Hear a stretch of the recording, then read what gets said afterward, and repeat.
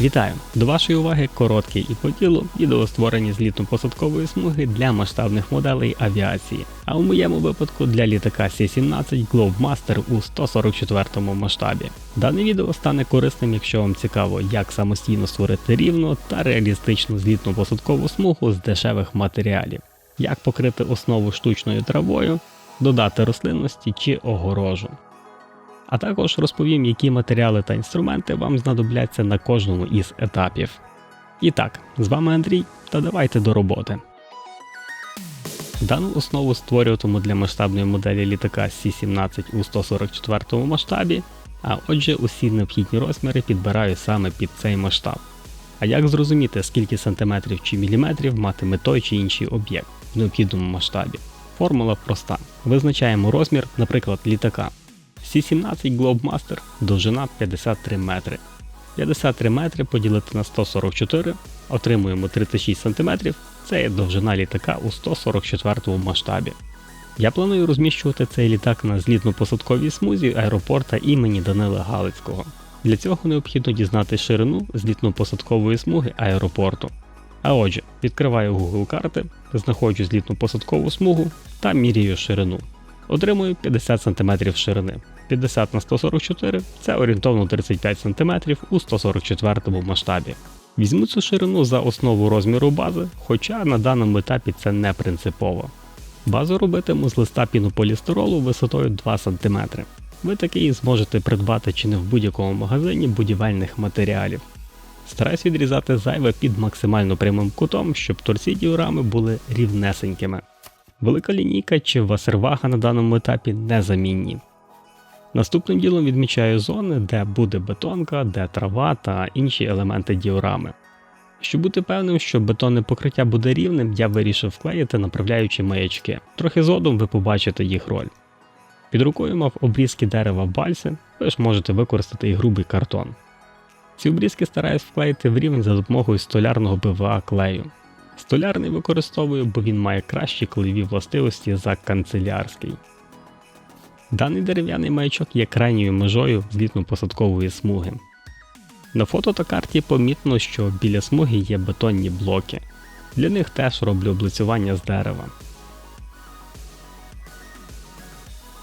Поки клей сохне, виготовляю з коркової дошки підкладку, на якій стоятиме діорама.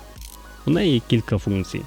Приховати знизу лист пінополістиролу, зменшити ковзання діорами по поверхні та додасть трошки висоти. Притискаю вагою для надійності склейки. Чи є коркова дошка необхідною? Зовсім ні. Можна використати і картон або залишити низ без додавання облицювання. З листів бальса товщиною 2 мм створюю облицювання бортів. Бальса дуже легке та м'яке дерево, тож працювати з ним максимально просто. Приклею все тим же столярним ПВА клеєм та залишаю сохнути на пару годин. А далі підрізаю листи, де не буде бетону, щоб вони плавно повторювали майбутній рельєф. З чого можна зробити бетонне покриття злітно-посадкової смуги та й взагалі імітувати поверхню землі? З гіпсу. Чистого гіпсу у мене не знайшлось, натомість взяв гіпсову шпаклювальну гладь. До неї додаю піску, який приніс з лісу. Пісок можете додавати, щоб розбавити гіпс та придати шороховатості поверхні. Він не обов'язковий, якщо потрібна гладка поверхня. Додаю води та столярного ПВА клею. Пропорції умовні: 5 частин гіпсової гладі, 3 частини піску, можна і без нього. 2 частини води, можна і менше, якщо потрібно густішу консистенцію. Та 1 частину клею. Клей по швах та на пінополістирол додаю виключно для підсилювання склеєння. Розчину вистачило на те, щоб лише забруднити пінополістирол, тому наношу і другий, і третій, і четвертий шар. Стараюсь не заливати грубими шарами, щоб уникнути тріщин. Останні шари наношу без піску, щоб поверхня була гладкою.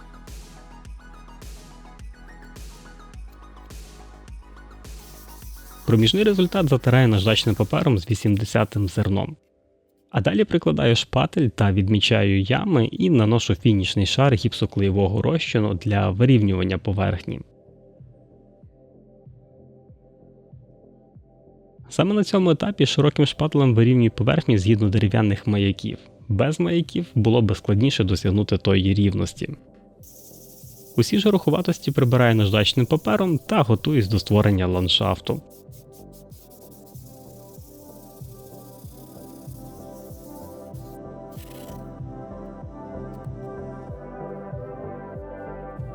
З рівністю ландшафту заморочуватись нема сенсу, навпаки, чим хаотичніший буде, тим цікавіше.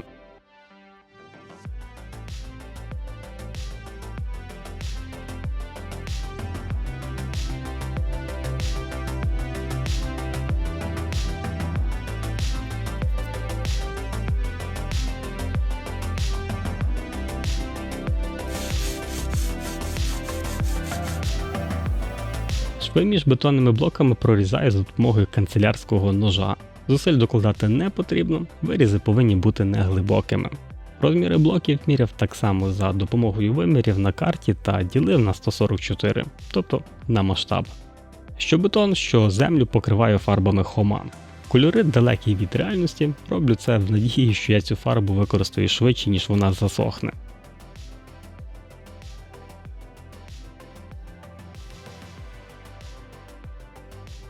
Маючи базу, приступаю виводити потрібні відтінки. Те, що я наношу то один колір, то інший, свідчить лише про те, що я шукаю потрібний тон до реальності.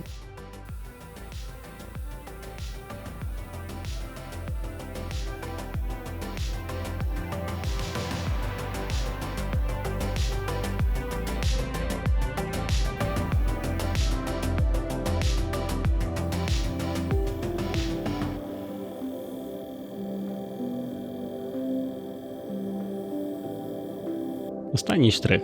За допомогою губки наношу білу фарбу з великою кількістю води. Це дозволяє висвітлити бетон та додати трохи більше неоднорідності. Далі продовжую пошуки правильного тону під майбутню траву.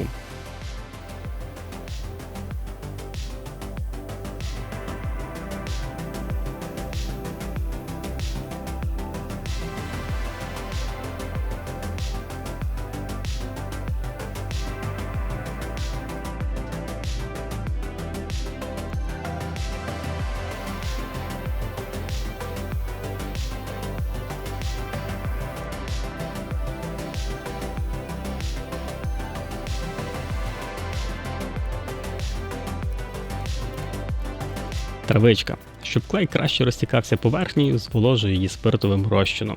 Тоді заливаю все розведеним ПВА клеєм. Заливаю – це правильне слово, бо перестарався. Нічого кращого не придумав, як додати ще клею, таке, краще би зібрав надлишки паперовим рушником. Діорама 144 масштабу, а отже траву необхідно висаджувати максимально коротку.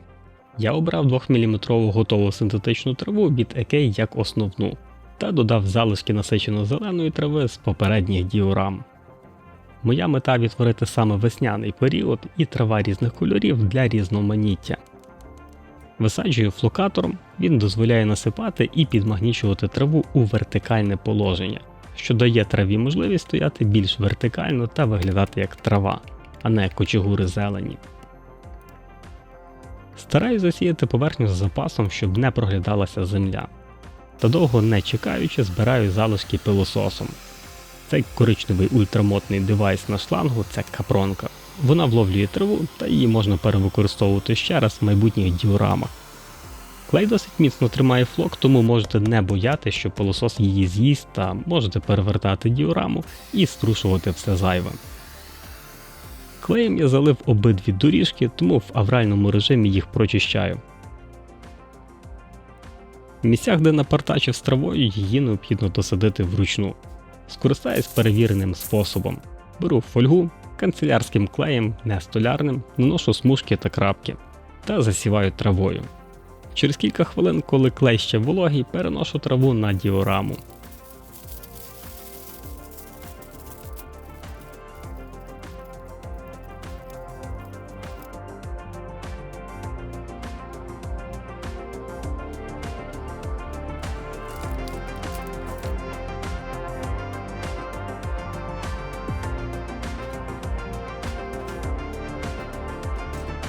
Тепер завдання створити наповнення протилежного кута від злітно-посадкової смуги. За задумом, це місце, з якого львівські авіаспотери роблять свої крутезні знимки. Це пеньок та палет на ньому. Палет роблю згідно розмірів з інтернету з незначним спрощуванням, бо очі не дуже помічають те, що показує камера, дуже мініатюрні деталі.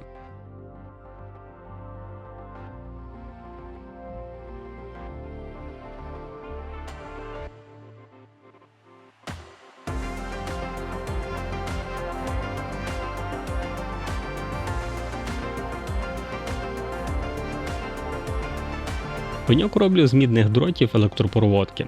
Процес справді простий і навіть цікавий.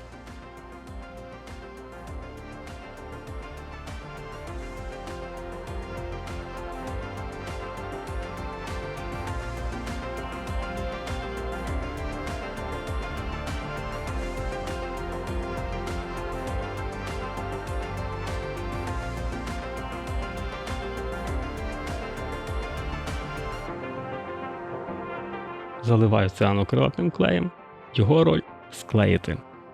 Тоді обрізаю гілки, щоб вийшов пеньок, та покриваю рідкою шпаклівкою для текстури. Ви цей підхід можете використовувати для створення дерев, я вже не перший раз обійдусь лише пеньком. Можливо, у наступних відео спробую зробити і дерево.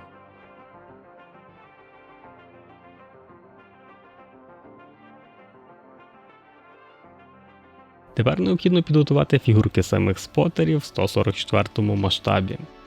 За основу беру фігурки 150 масштабу з Алі, як фігурки, форми людей.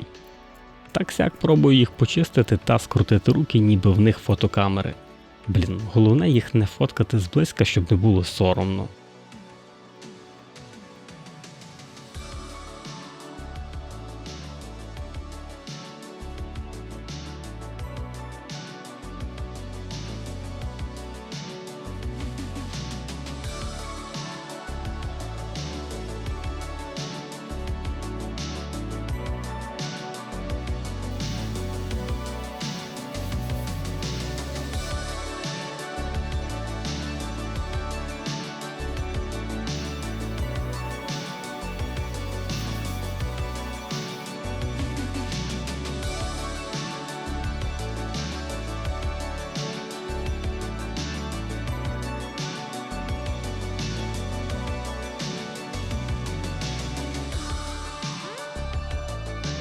Фарбую методом тику, так як не маю сформованого досвіду фарбування реальних об'єктів.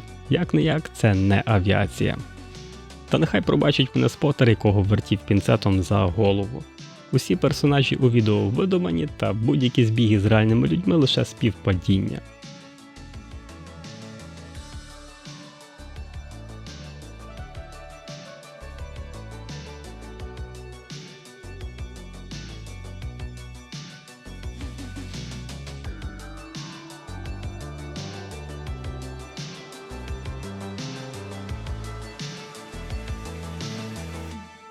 Задля безпеки спотерів необхідно їх відгородити від злітно-посадкової смуги огорожею, яка присутня на фото з Львівського аеропорту. Починаю з опор, які роблю з латунних трубок 0,5 мм. Трубки гну під кутом разом, щоб уникнути розбіжностей, та розклавши на столі як карти Таро, пробую їх склеїти разом.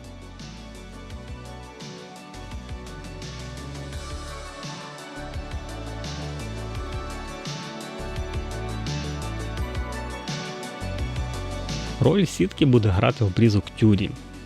Що я не врахував, що тюль не хоче повторювати форму згину. Довелось переробляти та клеїти її з кількох частин.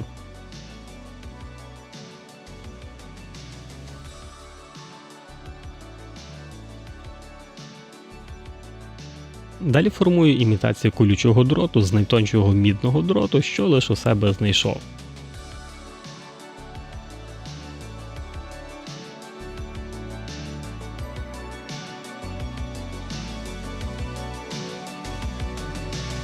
Мідь не свинець та в такому діаметрі не хотіла тримати форму. А якщо пробувати її пропалювати, згорає. Тому не вимахуюсь та клею цианокрилатним клеєм, як є.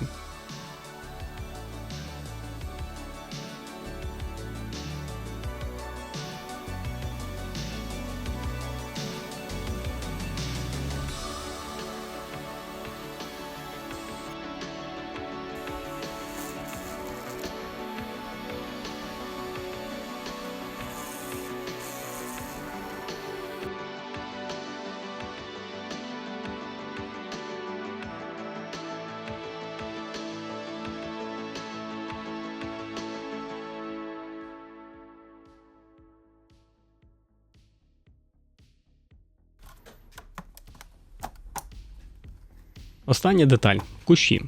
Не мудрував, взяв готові від EK. Виглядає дуже реалістично, лише необхідно підрізати до необхідної висоти. Клею все тим же розведеним водою столярним ПВА клеєм.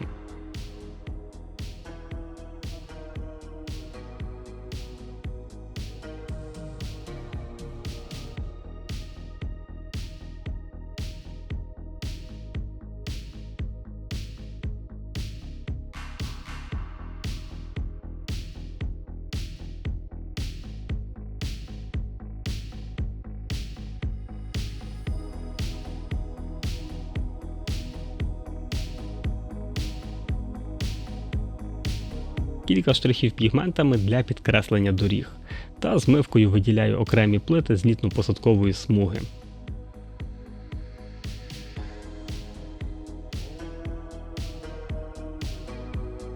Останній штрих – весняні кульбаби. Їх імітовую з дрібно перемеленої губки. Сам не робив, дісталось бонусом при якійсь покупці. Траву покриваю матовим лаком, щоб прибрати штучний блиск. Та й усе. Розставляю спотерів на позиції, бо в наш аеропорт летить C-17 Globemaster від Revell. Просимо. Якщо цікавий процес складання самого літака, відео також є на каналі. Основа готова.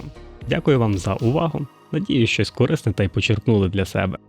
Авіаспотерам бажаю пошвидше повернутись до свого хобі та красивих фоток нових літаків в наших аеропортах. Бережіть себе та близьких, до нових зустрічей!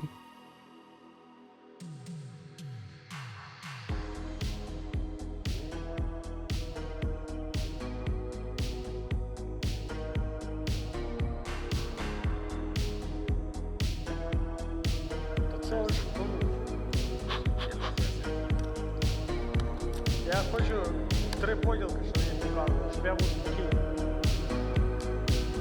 Все, я спокійний. 3 поділки.